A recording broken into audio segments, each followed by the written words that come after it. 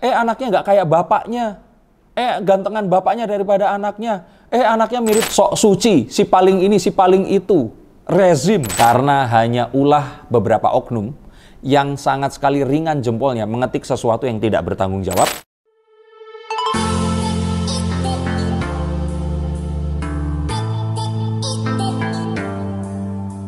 Halo Sensingers, kembali berjumpa bersama saya Denny Darko. Tidak ada yang namanya misteri, yang ada adalah tanda-tanda yang kita semua coba untuk mengerti. Kali ini adalah satu konten yang akan membuat kalian jauh lebih cerdas, lebih waspada, dan dijamin akan selamat melewati perubahan digital yang sekarang ini ada. Kalian akhirnya akan menyadari adanya fenomena Social Justice Warrior Gadungan atau SJW Gadungan. Mereka disebut mungkin sebagai keyboard warrior. Pasti kalian sering ketemu tapi mungkin nggak tahu namanya ini apa. Tapi saat saya sebutkan, kalian pasti akan tahu, oh itu tuh kan tetangga kita tuh, itu ternyata tuh ponakannya si itu tuh, itu ternyata. Nah, kalian pasti akan seperti itu karena mereka ini merebak dan ada di mana-mana. Nah, apakah ini adalah sebuah indikasi teknologi yang terlalu maju atau jangan-jangan manusia yang mundur ke belakang? Yuk kita akan lihat menggunakan kartu-kartu saya. Pernah nggak sih kalian semua ini lagi surfing nih di YouTube, Instagram, TikTok, Twitter, media sosial apapun lah, lalu baca sebuah komen, konten yang isinya komentar, kan semuanya sekarang sudah bisa dikomen ya, seperti itu. Tapi isinya hujatan semua. Nah, hujatannya ini tapi berkedok ngebelain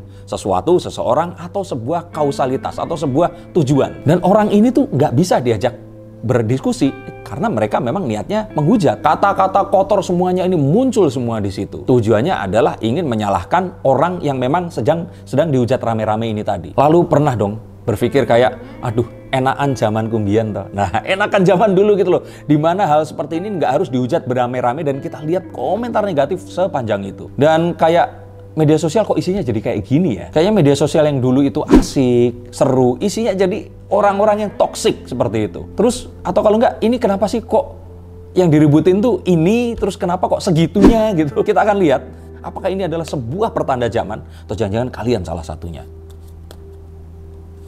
Kalau menurut saya sih, manusia itu belum siap dengan teknologi yang saat ini ada. Atau kalau boleh dibilang, teknologinya ini kecepatan dibandingkan akhlak mereka ini tadi untuk mencermati dan menggunakan teknologi untuk menunjukkan siapa jati diri mereka. Akhirnya yang terjadi yaitu tadi, mereka lebih barbar, teknologinya ini kemajuan, mereka coba ngikutin tapi nggak berhasil. Terus ketahuan lah ini tadi, nature aslinya mereka ini tadi. Bahkan mereka ini mengikuti sebuah sistem yang mereka ini tidak pernah sadari sebelumnya. Jadi kalau misalkan ada orang nih satu menghujat, rasanya kalau kita mau komen dan kita setuju dengan hujatannya, kita itu harus lebih sadis daripada sebelumnya. Jadi misalkan nih, dasar ngerti nggak sih agama? Atau berikutnya nanti akan dikomentarin lagi, jadi sebenarnya ini tuh benar-benar ngerti agama atau kafir sih? Nah, perlu untuk menambahkan kata kafir karena harus lebih kasar daripada sebelumnya.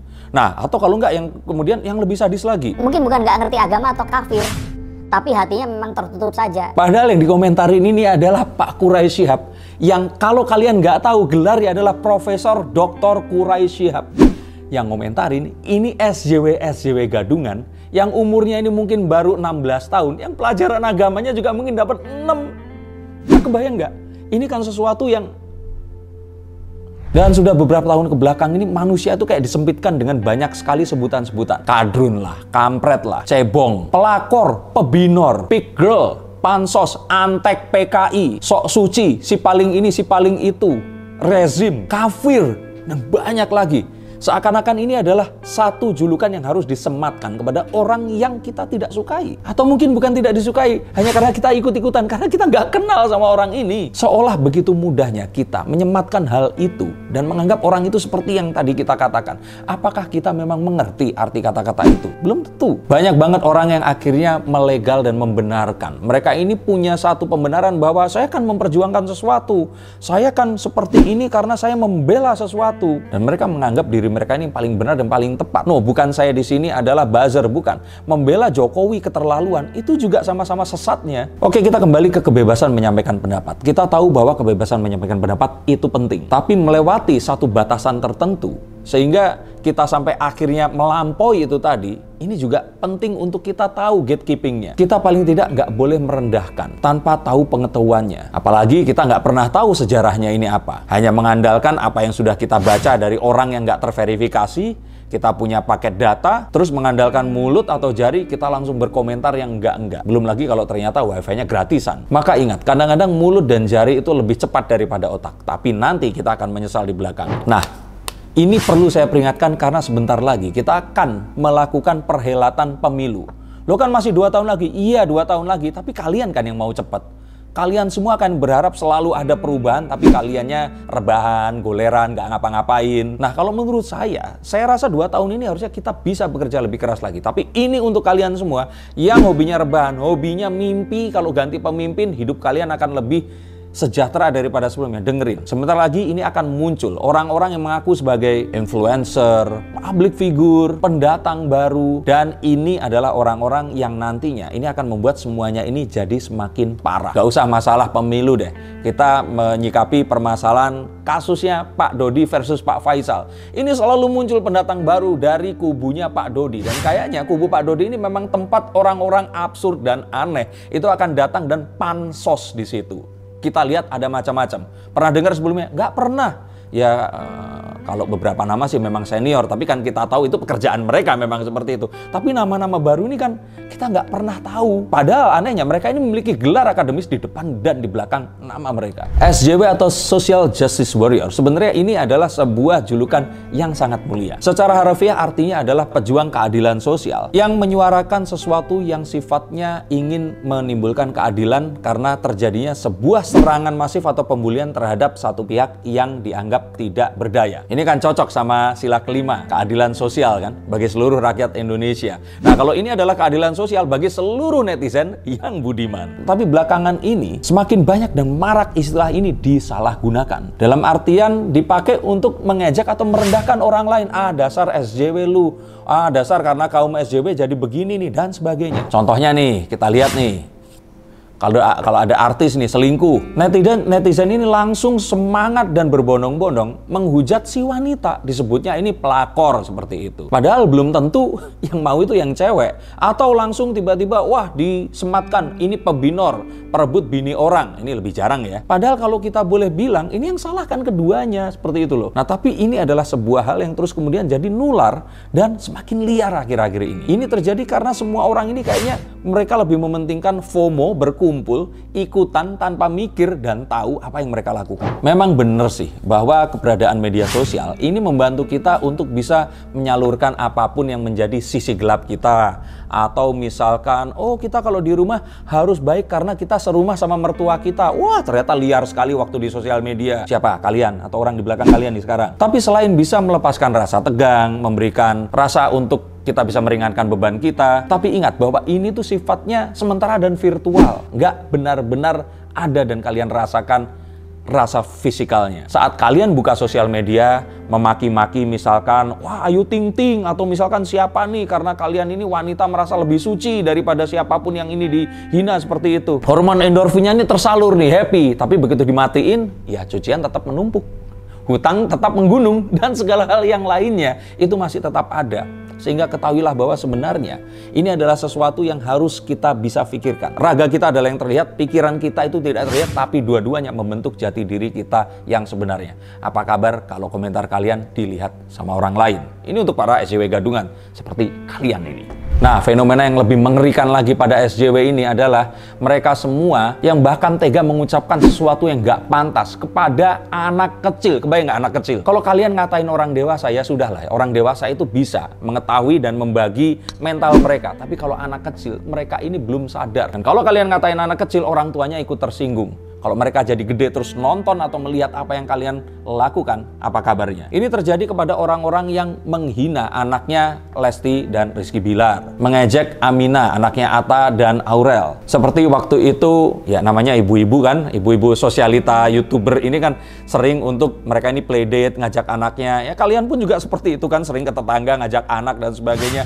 Coba bayangin kalian main ke tetangga, terus kemudian kalian ngejajarin anaknya, terus tiba-tiba ada orang yang ngomong, anaknya kok hitam ya? Anaknya nggak kayak bapaknya. Gantengan bapaknya daripada anaknya. Anaknya mirip. Terus dibanding-bandingin sama anak yang lain. Ini kan sangat menyakitkan hati gitu loh. Kalau menurut kalian siapa sih kira-kira mereka ini? Yuk kita akan lihat. Kalau menurut saya mereka ini adalah orang-orang yang nggak bisa dikendalikan. Mereka ini mungkin saat itu punya permasalahan dalam hidupnya.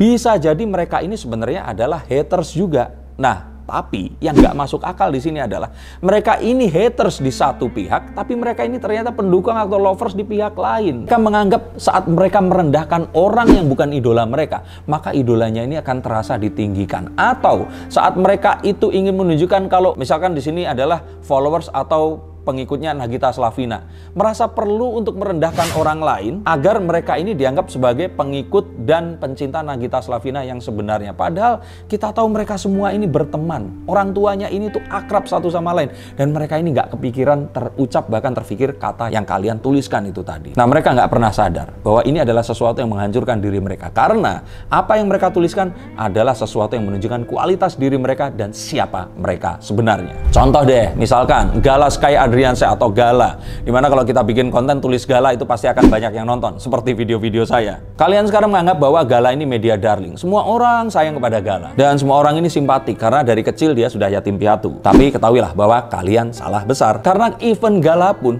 itu jadi korban SJW gadungan itu tadi. Ini saat momen Gala main bersama Keanu, anaknya Baim Wong dan Paula Verhoeven, dan kebetulan bareng sama anak sultan-sultan yang lainnya. Gala ini sampai berteriak dan menangis saat Keanu ini memeluk dan mengajaknya bermain. Langsung aja tuh SJW-SJW yang budiman itu tadi menganggap kalau Gala ini cengeng, manja. Bahkan gak ketinggalan juga Fuji yang gak ada juntrungannya di tempat itu kena hujat juga. Nah, kalau udah Fuji, keluarga Faisal kena juga.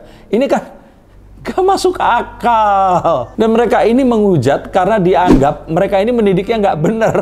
Emak bapak lo itu yang didik lo nggak bener. Nah, ini penting banget. Yuk kita akan bahas karena ini akan penting banget untuk kalian semua yang akan menjadi orang tua. Atau jangan-jangan kalian sudah orang tua. Kok tega ngomong seperti itu?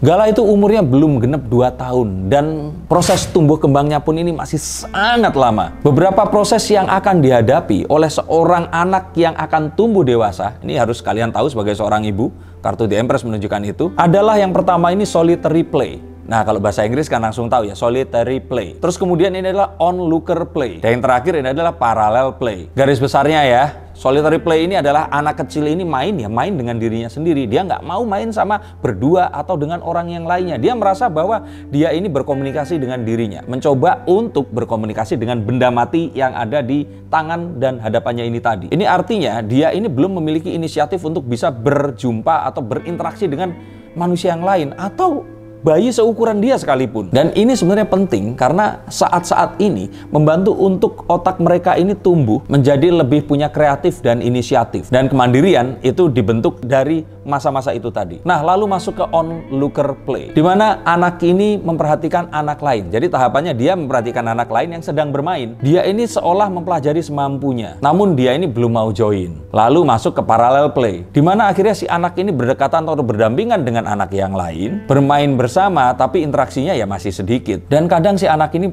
masih asik dengan mainannya sendiri. Tapi di tahap ini menunjukkan sebagai manusia yang masih bertumbuh dan kecil, ini keinginan untuk bersosialisasi dengan manusia yang lainnya dengan kebutuhan pribadi mereka. Dan inilah yang terjadi dengan Gala saat ini. Nah, para SJW gadungan ini buru-buru mau mempelajari tentang hal ini. Mereka langsung memotong videonya, fokus di situ dan cengeng. Udah gitu aja. Dan mereka merasa kayak lega, kayak BAB 1 minggu yang nggak dikeluarin terus keluar semua, brojol semua. Mereka lega saat sudah mengatakan dan menghujat anak orang lain dengan kata-kata seperti itu. Karena kalau kita menonton video yang lainnya, ini kita akan lihat bahwa Gala pun itu akhirnya juga mau main dengan Keanu, walaupun ada momen-momen di mana mereka ini akhirnya bermain masing-masing. Dan di situ Gala terlihat tidak menangis atau berteriak. Bahkan terakhir dia itu juga menunjukkan kalau sedang melakukan tos dengan Keanu. Jadi kayaknya kalau menurut saya either ini orang yang belum punya anak, kalau enggak sakit jiwa. Jadi kembali lagi, kalau menurut saya orang-orang yang jadi SJW gadungan ini adalah orang-orang yang keras kepala, kurang kerjaan, dan mereka ini menganggap kalau media sosial ini adalah top of list aktivitas mereka sehari-hari. Ini bisa jadi orang yang juga punya satu masalah psikologis dan menjadikan media sosial ini sebagai pelampiasannya. Karena kan kalau kita ngomong, sebenarnya apapun yang ada di sosial media ini mostly itu wajar. Mereka ini melakukan apa yang mereka lakukan setiap hari, ya kecuali pembunuhan, penipuan dan sebagainya ya.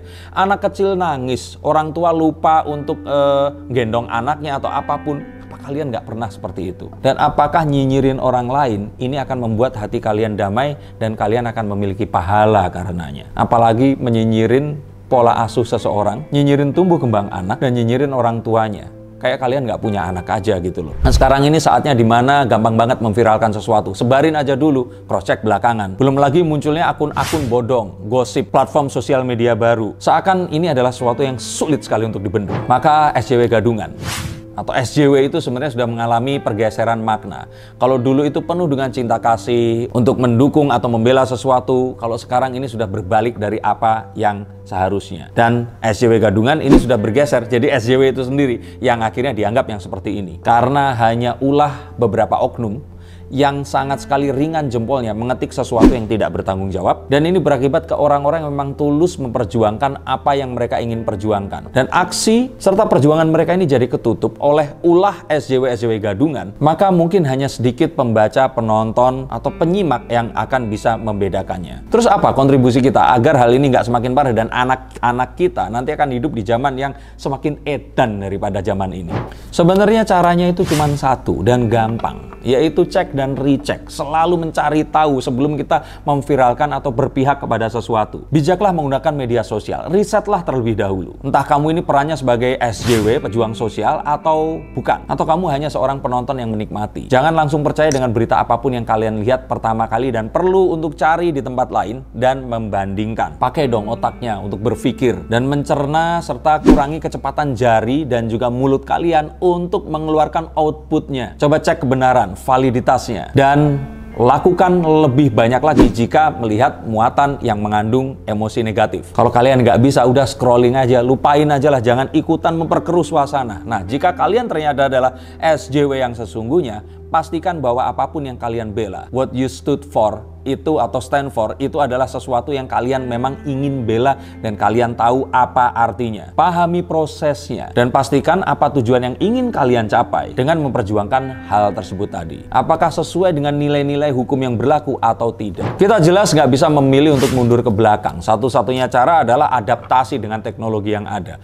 Walaupun mungkin kita harus mengadaptasinya ini secara perlahan-lahan, tapi yuk kita ciptakan satu kondisi yang nyaman untuk orang-orang dan siapapun yang ada di sekitar kita. Pintar memilih mana yang harus kita ikuti dan mana yang harus kita libatkan diri kita. Dan mana yang harus ya kalian akan iseng untuk komen atau sekedar posting lucu-lucuan saja, yang mana itu adalah numpang lewat, yang seharusnya itu kan bisa cuma di scroll saja dan kalian nggak perlu komen. Tapi kalau kalian komen, ingat, apapun yang kalian akan bubuhkan di situ akan ada di situ selamanya. What happens in social media stays in social media forever. Jadi hati-hati, jangan sampai kalian akan menyesal dengan jari kalian sendiri. Terima kasih karena sudah menyempatkan diri untuk belajar dan menjadi lebih pintar. Semoga ini pengingat kepada saya juga, tidak terlalu emosional untuk bisa membaca atau bisa mengomentari sesuatu. Untuk kalian semua ingin dibacakan kartunya, silahkan hubungi nomor di bawah ini. Dan terima kasih atas atensinya. Sampai jumpa dan salam.